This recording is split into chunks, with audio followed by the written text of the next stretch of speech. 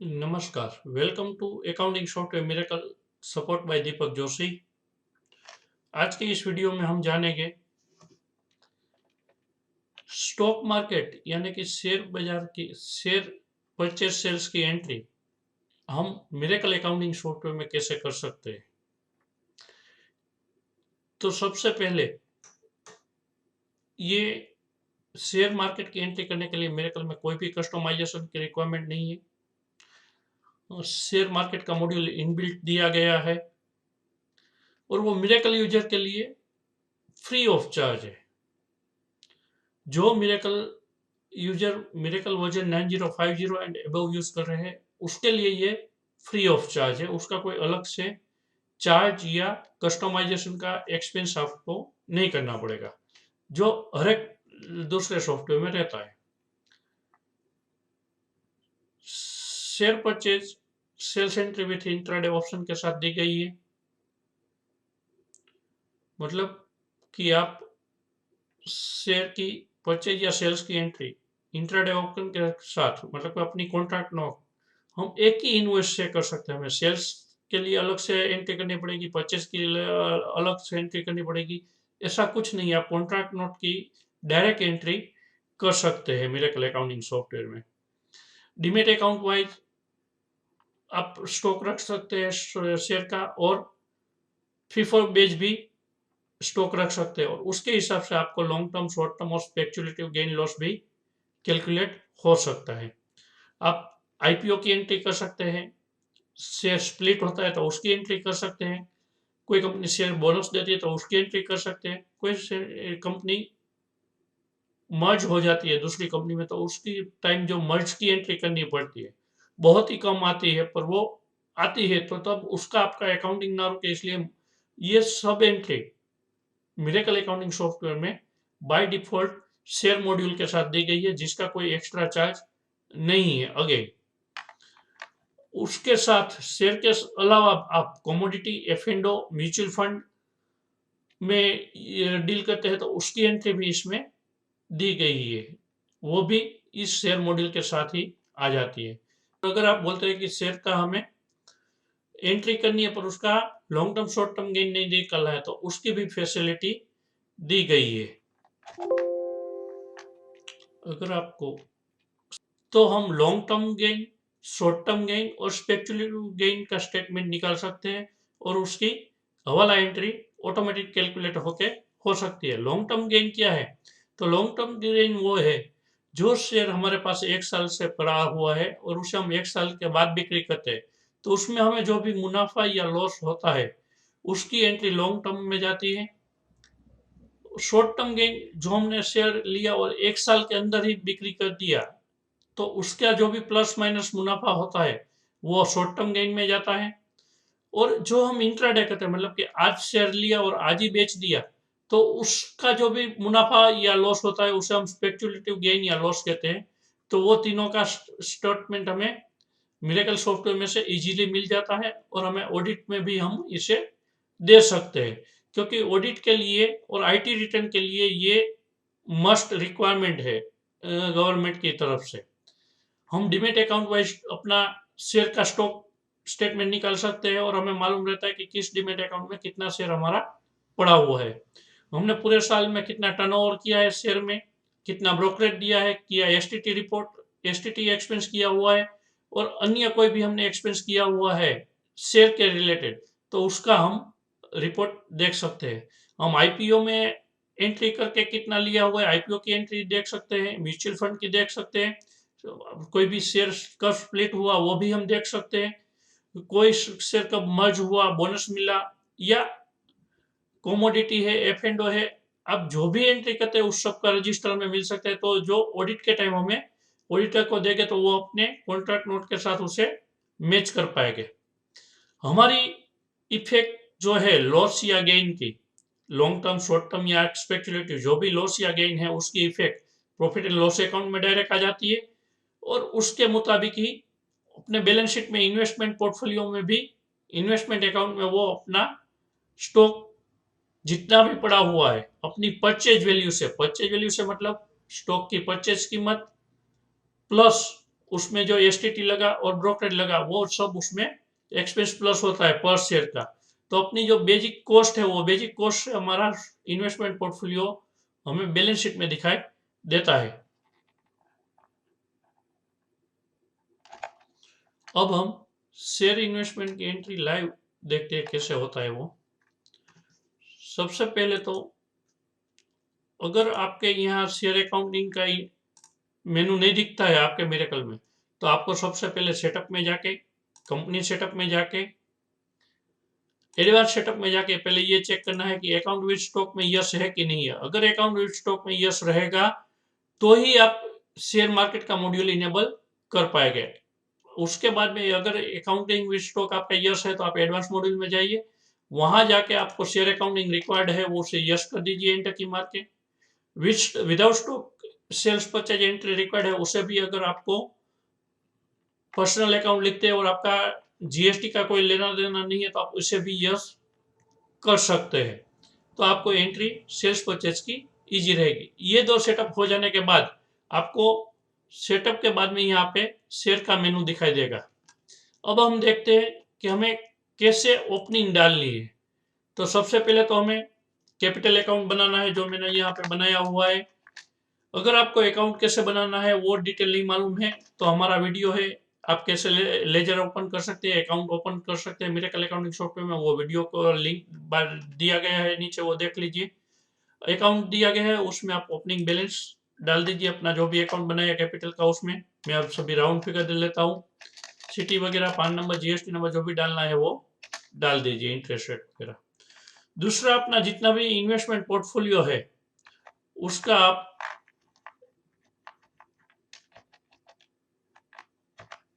Share investment account अपना दिया गया है उसमें ओपनिंग डाल दीजिए। मेरे पास 50,000 के शेयर पड़े हुए हैं तो मैंने यहाँ पे शेयर इन्वेस्टमेंट अकाउंट में 50,000 दे दिया। तो अपना क्या हुआ, ओपनिंग बैलेंस जो है शेयर इन्वेस्टमेंट और कैपिटल दोनों सेम हो गई, यहाँ पे डिफरेंस नहीं दिखाई गया। तो ये जरूरी है कि दोनों ओपनिंग बैलेंस में दोनों क्रेडिट और डेबिट साइड का टोटल सेम हो। बाद में हम अपने पास जो शेयर पड़े हुए हैं उसकी एंट्री करेंगे। मैं टीसीएस लेता हूँ। प्रोडक्ट कैसे ऐड करनी है उसका वीडियो भी आगे दिया गया है, अगर आपको नहीं मालूम है तो आप उसमें से प्रोडक्ट ऐड कर सकते हैं। प्रोडक्ट नेम में टीसीएस लिया, जीएसटी कमोडिटी में जीएसटी नील रेटेड ले लिया। यहाँ पे आपको खास ध्यान रखना है कि स्टॉक रिक्वायर्ड जहाँ पे आता है वहां पे यस नहीं देना है, सिर्फ वहां पे आपको शेयर सिलेक्ट करना है। शेयर सिलेक्ट करेंगे तो ही वो प्रोडक्ट आपको शेयर की एंट्री में दिखाई देगी और आपको ट्रांजैक्शन में वो प्रोडक्ट नहीं दिखाई देगी जिसमें आपने शेयर लिया है। अब आपको जो एंट्री ये है, इन्वेस्टमेंट में लेना है, ट्रेडिंग में लेना है, या म्यूचुअल फंड में है, या कमोडिटी, वो सिलेक्ट करना है। तो हमें long term short term gain calculate करना है तो हमें उसे इन्वेस्टमेंट में लेना पड़ेगा। बीएसई एनएसई स्क्रिप्ट वो है जो बीएसई स्टॉक एक्सचेंज और एनएसई स्टॉक एक्सचेंज में शॉर्ट नेम दिया गया है। बीएसई स्क्रिप्ट और एनएसई स्क्रिप्ट ये है जो टीसीएस का स्टॉक एक्सचेंज में जो नाम है वो हम यहाँ पे लिखते हैं। सेल और परचेज यूनिट नंबर्स में लिखते हैं। ओपनिंग क्वांटिटी हमारी जो भी है वो हम यहाँ पे डाल देते हैं। तो हमने ये ओपनिंग क्वांटिटी लिया 100, हमने नॉर्मल 50 शेयर, यहाँ पे आपको डालना है नॉर्मल। ओपनिंग क्वांटिटी 50 शेयर हमने लिया था 1/4/2020 को और उसकी वैल्यू थी 500 रुपया। दूसरा लॉट लिया था 50 शेयर का 31/3/2021 को, तब भी वैल्यू थी 500 रुपया, हमने सही रखने के लिए। और अब हम यहाँ पे निकल गए तो उसकी अमाउंट भी ओपनिंग में क्वांटिटी शो हो गई और अमाउंट 50,000 हो गई। अब हम देखेंगे पहले अपना बैलेंस शीट। तो बैलेंस शीट में अपना 50,000 रुपया, दोनों तरफ 50,000 आ गया तो कोई डिफरेंस नहीं है, बराबर है। शेयर में जाके हम यहाँ पे स्टॉक स्टेटमेंट में देखेंगे तो स्टॉक में हमें 100 शेयर पड़ा हुआ है, 500 रुपया की परचेज वैल्यू है, तो अपना 50,000 रुपया यहाँ पे दिखाता है। अब हम क्या करेंगे, सबसे पहले शेयर की परचेज करेंगे। तो शेयर की परचेज करने के लिए शेयर मेनू में, शेयर एंट्री में, शेयर इन्वेस्ट में जाएंगे, वहां जाके हम ऐड करेंगे।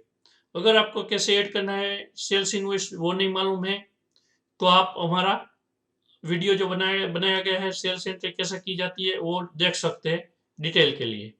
अब हम जिस ब्रोकर से परचेज करते हैं उसका अकाउंट ऐड करेंगे। वो ब्रोकर का अकाउंट ऐड हो जाने के बाद हमें इन्वेस्टमेंट में जाएंगे क्योंकि हमें long term short term gain calculate करना है। उसके बाद में हम जो भी तारीख का उसका कॉन्ट्रैक्ट नोट है वो तारीख डालेंगे कि 10/4/2021 उसका कॉन्ट्रैक्ट नोट का नंबर डालेंगे और अपनी बिल डेट कॉन्ट्रैक्ट नोट की बिल डेट डालेंगे। अब टीसीएस का शेयर मैंने परचेस किया, नॉर्मल ही परचेस किया, दूसरा 100 शेयर मैंने परचेस किया, तब रेट था 1000 रुपया, प्लस मुझे ब्रोकरेज लगा। वो ब्रोकरेज आप पर शेयर ब्रोकरेज भी डाल सकते हैं या टोटल ब्रोकरेज भी डाल सकते हैं यहाँ पे 85 रुपीज। एसटीटी जो हुआ वो भी कैलकुलेट हो गया, वो भी आप चेंज करना है तो कर सकते हैं। और इससे मैंने सेव कर दिया। इसमें मैंने सिर्फ नॉर्मल परचेज ही रखा है क्योंकि इसकी क्या इफेक्ट आती है वो हम देख लेते हैं। उसके हिसाब से हम सबसे पहले बैलेंस शीट में देखते हैं। तो बैलेंस शीट में अपना जो ब्रोकर है उससे हमें परचेस किया है तो उसका जो पेमेंट हुआ है 1,02,10 रुपया वो हमें देना पड़ेगा। और अपनी जो इन्वेस्टमेंट वैल्यू है वो 50,000 प्लस 1,02,10 होगी तो 1,50,210 हो गई है। उसके बाद में हम शेयर में जाएंगे और यहाँ पे स्टॉक स्टेटमेंट में जाएंगे तो वहां पे स्टॉक स्टेटमेंट में हमें दिखाएगा कि 200 शेयर पड़े हुए हैं और उसकी एवरेज वैल्यू क्या है और उसकी हमारी परचेज कॉस्ट क्या है। हम कैपिटल में जाएंगे तो डिटेल में हमें दिखाएगा कि हमें कौन कौन सा शेयर हमारे पास पड़ा हुआ है। अब मैं आपको दिखाता हूँ उसका शेयर एंट्री में जाता है, इन्वेस्ट में जाते हैं और हम सेल्स की एंट्री करते हैं, इन्वेस्टमेंट में ही करते हैं और 30/6/2021 ले लेते हैं, कॉन्ट्रैक्ट नोट का नंबर डाल देते हैं।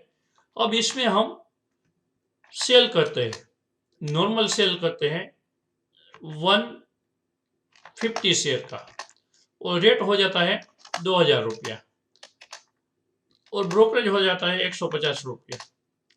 तो ये डाला। उसके साथ ही कॉन्ट्रैक्ट में इंट्राडे में भी हमने काम किया था टीसीएस में।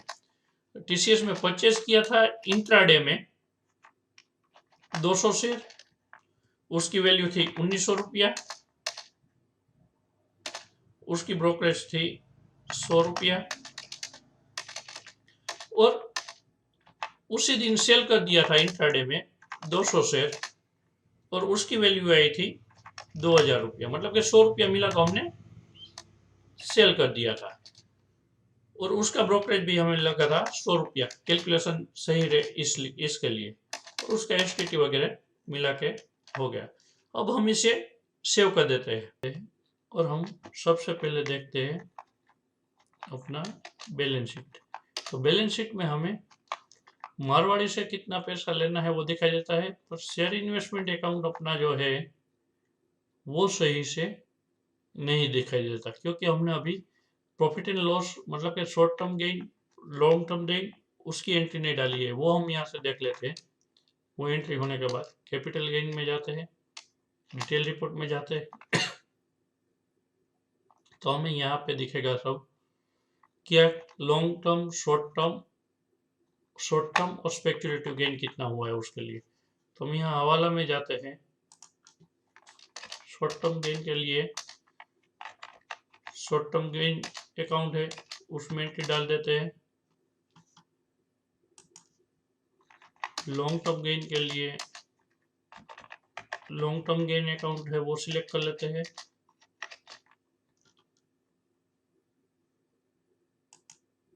और स्पेक्युलेटिव गेन के लिए इंट्राडे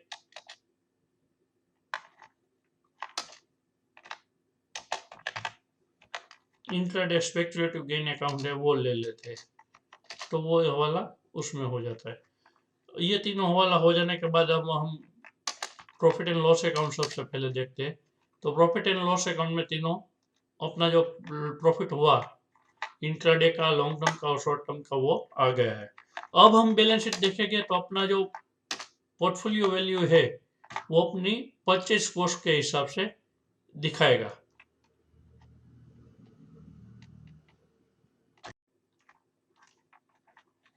और अब हम शेयर का रजिस्टर देखने जाएंगे तो यहाँ इन्वेस्टमेंट में जाके देखेंगे तो हमने कौन कौन सी कॉन्ट्रैक्ट नोट हुई है, परचेज सेल्स कौन कौन सा हुआ है और उसकी कौन कौन सी बिल वैल्यू थी, वो सब हमें यहाँ पे दिखाई देगा। उसमें अलग से रिपोर्ट भी दिया गया है, तो आपको कैलकुलेशन करने में इजी रहेगा बिल अमाउंट का। तो आप यहाँ से एंट्री से लेके बैलेंस शीट तक का सब डिटेल देख सकते हैं। Thank you for watching. Please अगर आपने सब्सक्राइब नहीं किया है तो हमारे चैनल को सब्सक्राइब कर दीजिए। आपका कोई भी मिरेकल सॉफ्टवेयर के रिलेटेड इश्यू के लिए हमें वहां आप कमेंट में बता सकते हैं, हमें आपकी हेल्प करने में खुशी मिलेगी। अगर आपको मिरेकल सॉफ्टवेयर का कोई भी डिटेल जानना है तो हमारे यूट्यूब चैनल के जो वीडियो दिए गए हैं उसका आप यूज इस्तेमाल कर सकते हैं। Thank you.